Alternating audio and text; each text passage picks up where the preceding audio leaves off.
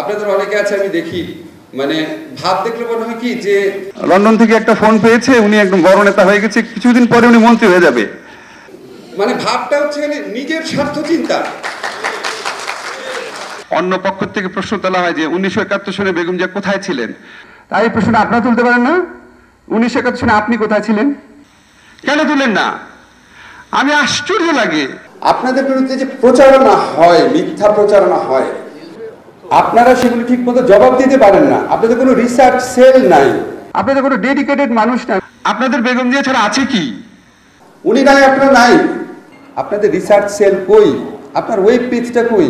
আপনি বলেন যে আচ্ছা আমার তো নিউজ প্রচার করে না সরকারি গণমাধ্যম, আপনি একটা বিএনপি টিভি নামে একটা অনলাইন টিভি করেন না, সমস্যা কি? আপনাদের অনেকে আছে আমি দেখি মানে ভাব দেখলে মনে হয় কি যে লন্ডন থেকে একটা ফোন পেয়েছে, উনি একদম বড় নেতা হয়ে গেছে, কিছুদিন পরে উনি মন্ত্রী হয়ে যাবে।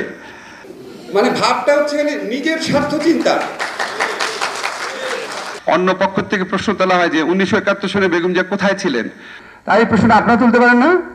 1971 সনে আপনি কোথায় ছিলেন? কেন তুলেন না? আমি আশ্চর্য লাগে। আপনাদের বিরুদ্ধে যে প্রচারণা হয়, মিথ্যা প্রচারণা হয়, আপনারা সেগুলো ঠিক মতো জবাব দিতে পারেন না। আপনাদের কোনো রিসার্চ সেল নাই, আপনাদের কোনো ডেডিকেটেড মানুষ না। আপনাদের বেগম জিয়া ছাড়া আছে কি? উনি নাই, আপনারা নাই। আপনাদের রিসার্চ সেল কই? আপনার ওয়েব পেজটা কই? আপনি বলেন যে আচ্ছা আমার তো নিউজ প্রচার করে না সরকারি গণমাধ্যম, আপনি একটা বিএনপি টিভি নামে একটা অনলাইন টিভি করেন না, সমস্যা কি?